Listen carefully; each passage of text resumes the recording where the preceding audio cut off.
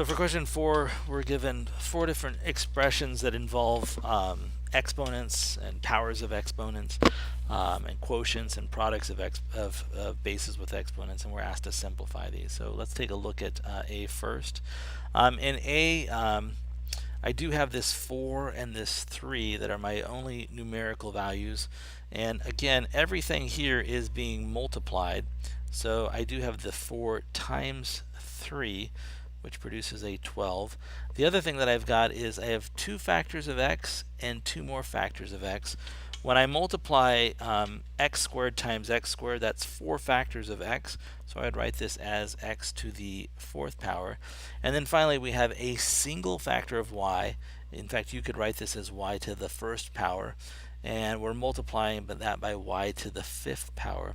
And when I bring those together, it ends up being y to the 6th power. So just basic definition of what exponents are. We write those all out. We can count the number of factors of y, count the factors of x we have, and write it out. Our solution is 12 times x to the 4th, y to the 6th. Let's jump to part B.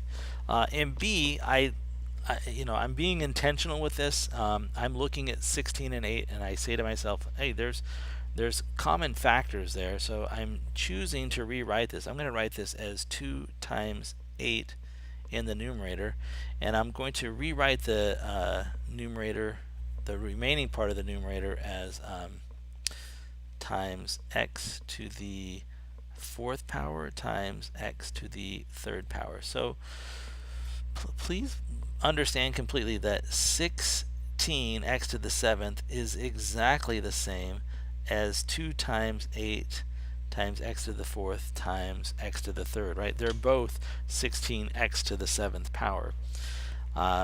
And the reason why I chose to write this way is because when I look at my denominator, I can see that I've got a factor of 8 and x to the 4th as well, and these just form the number 1, right? So in my denominator, I only have a value of 1 left, and in my numerator, I've got 2 and then x to the 3rd power. So I can rewrite this as 2x cubed over 1, or just simply 2x cubed.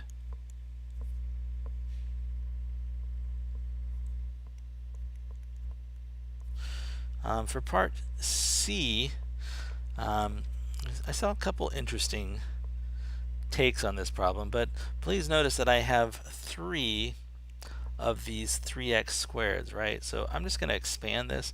I'm going to write this as 3x squared times another 3x squared times another 3x squared. And then I'm going to rearrange this using the commutative property of multiplication. So I've got a 3 times a 3 times a 3. And then I've got x squared, and finally x squared. Well, 3 times 3 is 9, times another 3 is 27. And I've got a total of 6 factors of x there, right? It's x times x times x times x times x times x. So this is 27x to the 6th power, 27x to the 6th power. And then the final problem there is this, and right off the bat we can say, well, that's nice. We've got a giant 1 there, so the a's aren't contributing anything to our final answer.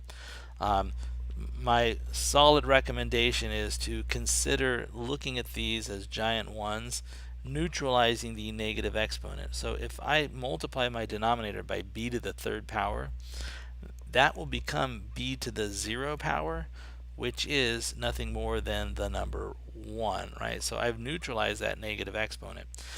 Now, in order for this expression to be equivalent to the original one, I need to multiply the numerator by b to the 3rd as well. And b to the 2nd times b to the 3rd is b to the 5th power. There are 5 factors of b. So my answer is just b to the 5th power over 1. And I'll just write that here, b to the 5th power, not over the 1. I'll just leave it as b to the 5th.